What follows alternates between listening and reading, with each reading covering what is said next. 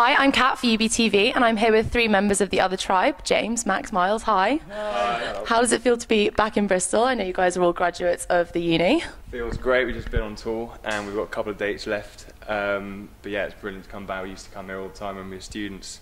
Played here twice before. But yeah, brilliant to play to the home crowd again. Yeah, this one's a bit special. We haven't played in Bristol for a while, so it's going to be nice to see if we get people down and if we get the kind of party we're used to in Bristol, which is very messy. Even though we're playing quite early, it should get a bit out of hand. How did you come up with the name, The Other Tribe? The Other Tribe came about because of the percussion we use in the band, as well as the tribal influences with the beats and stuff like that, as well as the face paint we put on. And it's about us sort of saying that everyone else is part of a bigger and wider group than just what they are, and we like to represent that, especially at festivals and stuff like that. Yeah, I heard that you guys went down really well over the festival circuit this summer. I read a review, I think one guy said that you just make music that makes you want to cover your body in neon paint and dance in a muddy field. How do you feel about that? Yeah, that's pretty much exactly what we planned. We saw quite a lot of that taking place during the shows. Yeah, we played 16 festivals. That happened pretty much every time. So. Which one was your favourite? I think we've all got favourites for different reasons, but I think the top couple have got to be Secret Garden Party for the vibe, Bestival for the music, but also Beat Herder up north as well. I think I'll kind of pay it personal for hospitality. Yeah, just for the treating is incredibly a small festival that's got as much going on as like a kind of 100,000 capacity festival. It's like a 15,000 cat festival. It's just got everything. Cool. So when you guys were at uni, how did you sort of decide to put the band together? Did it come about through the degrees that you were doing and you met each other through that, or extra stuff? I was in a band with Alex beforehand, and we came up to Bristol. And when we got here, we met Max, and I met Miles, and the band just sort of formed in us just going out and having fun, really. And the music we listened to, the music in Bristol, as well as the music we're influenced by as well. But yeah, there were three of us at Bristol Uni and three of us at Music College. So okay. Yeah, well. Cool. So how did you, I mean, you guys use tribal drums, don't you, in your songs? So where did the influence to play those come from? Hitting things is really fun, and once you start hitting things and getting into it, you look for bigger and better things to hit. So you get the big type. We use these big Japanese taiko drums, like for the intro and a set. We can't actually get them on stage, so we've got samples of most drums we use just got sampled on sample pads. Because if we had every instrument we use in our recordings, we wouldn't have room to stand, Not at the moment, no. or sit in the van, or breathe. It takes up a lot of air. It all gets a bit out of hand. But anyway, yeah, the main thing is just hitting things with sticks and with hands. Okay, cool. So which is your favourite thing to hit, drum-wise, with your hands? Yeah, percussionist. The percussionist, definitely the best thing Definitely. We love hitting Charlie all the time. Every gig, different sounds. Different sounds. Brilliant. Oh, nice. We call that. Does he sample on any of your tracks? He's got some wood block noises though. Actually, his head. Yeah. He's got a very hollow head. He's good. Okay, cool. When can we expect your guys' debut album? Because I know at the moment you've just released the single "Sing With Your Feet," haven't you? Yep.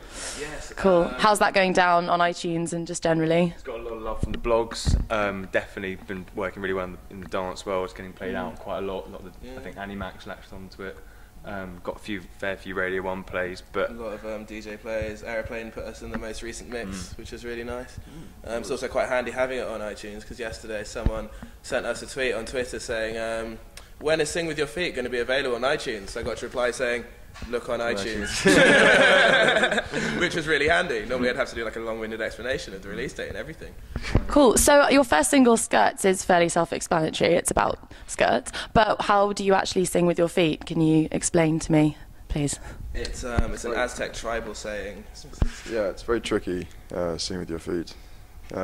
I think we tried it the other day at one of the gigs. It didn't quite work. Came across. No. What does it involve? It's a tribal expression for dancing. So there are different dances that they have which kind of portray a message, and so instead of using your voice, you're speaking with your feet, kind of like sign language but through dance.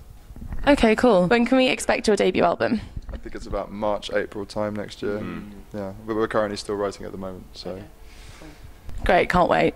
If you were a font, what font would you be? Comic Sans. No, I'm Comic Sans. Wingdings. You are Wingdings. You're definitely Wingdings. There's like 9, so Wingdings 4. Wingdings 4. That one's got a Batman symbol in it. Okay. Miles is Wingdings 4. Max, how about you? I'd probably go with Times New Roman. Times New Roman, yeah. Italic Times New Roman. Some would say boring, but I think classic is the turn of phrase that you want to go with there. James, how about you? I can't remember the names. Helvetica? Yeah, you're so Helvetica. You're either Helvetica or Impact. Definitely just like, I'm here. I am here. I am Impact. No, Helvetica, I think. Helvetica. Okay, good choice, good choice. Who would win in a battle between a ninja and a pirate? Ninja. But he's a pirate with powers. Yeah, but the pirate would also be drunk off his face on rum. And you can't see a ninja coming. Yeah, in the shadows. No, but the pirate wouldn't lose. Because, the pirate would just keep getting up to be drunk, and he'd have the sword and everything, whereas the ninja would be a ninja. There's no two ways about it. Ninjas win. The pirate wouldn't even know it happened. He'd be like 1 second alive, 1 second dead. Ninja. Like, You wouldn't see the ninja coming. yeah. It'd be one minute you'd be there, next minute it'd be ninja, next minute it'd be no ninja. You see a flash of ninja. Look, I'd rather be a pirate than ninja, so I'm going to pick a pirate. In your face. I'd rather be a ninja than a pirate. Okay.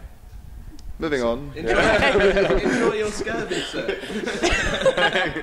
How would you guys classify your sound? What sort of genre would you put yourself in? Like, if you had to pick a genre on the iTunes drop down box, which one would it be? Really hard not to say hippie electro shit right now. That's what our tour manager calls us. I'd go more live dance, but that's not a genre. But it is now. It's just live live dance. techno with a tribal edge to it. There's live techno underlined. There's some poppy vocals on top. Lots of tribal percussion. It's all mashed together. Got 6 people with 6 different influences all going into one thing. Somehow it works. It does. It shouldn't, but it does. It really shouldn't, but it does. Yeah. That's kind of the nice thing. Most of us describe it in a different way, so that's all our influences kind of coming together, making something that all works together. Cool. Hi, that was Kat for UBTV. We've been The Other Tribe. Look out for our debut album coming out kind of April, March time next year. If you happen to get this message before our gig tonight, even though it's forward in time, go back in time, see us in Thekla. It's going to be really good. We've been The Other Tribe, and you've been people behind a screen.